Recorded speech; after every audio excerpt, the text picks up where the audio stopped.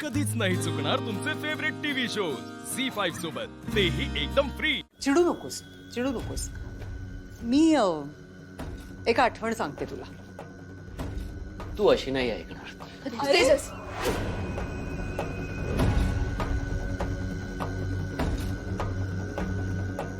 कशाला चिडतोयस?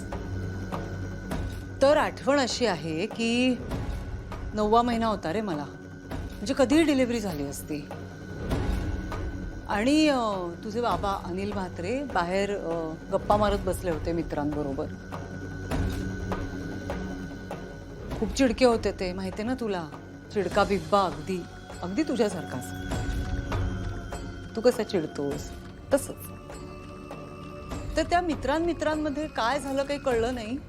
आणि तुझ्या बाबांनी काचेची बाटली डोक्यात हाणली समोरच्याच्या आणि निघून आले घरी. म्हणजे आम्हाला काही एवढं वाटलं नव्हतं की काचेच्या बाटलीमुळे एखाद्याचा जीव जाईल. मला तर कळाच सुरू झाल्या होत्या. हॉस्पिटलमध्ये जायची वेळ आली होती. आम्ही हॉस्पिटलमध्ये जायला निघालो. दरवाजा उघडला तर दारात पोलीस. नेलं आम्हाला, जेलमध्ये टाकलं. पण तुझ्या बाबांची ओळख म्हणून वाचलो आम्ही. जेलमधून बाहेर काढलं आम्हाला. आणि मग हॉस्पिटलमध्ये तुझा जन्म झाला. खरंच. तर सांगण्याचं तात्पर्य काय, इतक्या कठीण परिस्थितीत तुला जन्माला घातलंय मी. आई आहे मी तुझी तेजस. आता तुझा माझ्यावरचा राग वगैरे गेला चुलीत, त्याने मला काहीच फरक पडत नाही. तेजस, तुला ऑफिसला जायला उशीर होतोय ना, तू निघ. तुझं काय ग एवढे? कशाला सांगतेस त्याला ऑफिसला जायला? तू इथे घरात आरामात बसतेस ना, मग त्यांनी का राबायचं? हं? तुझी बाटली उघडण्याची वेळ झाली आहे का? नाही नाही. तू सध्या ही नेत्रा खरी आहे का ही नेत्रा खरी आहे, नक्की खरी नेत्रा कोण, यामध्ये इंटरेस्ट घेतलायस हो ना?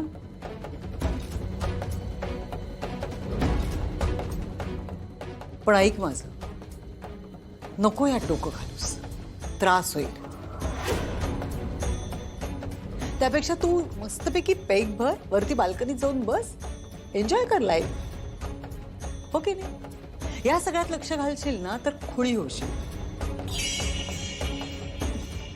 ए फाल्गुनी, तिला ते काय चकणा, काय ते शेंगदाणे वगैरे असतात दे. हा, मस्त मस्त बनावी पुके.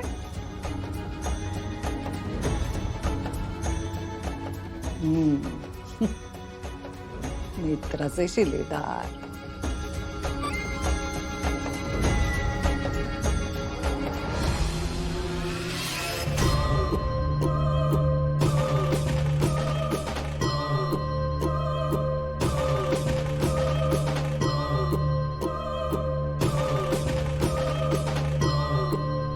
झी5 ॲप डाउनलोड करा आणि पहा सर्व एपिसोड्स एकदम फ्री.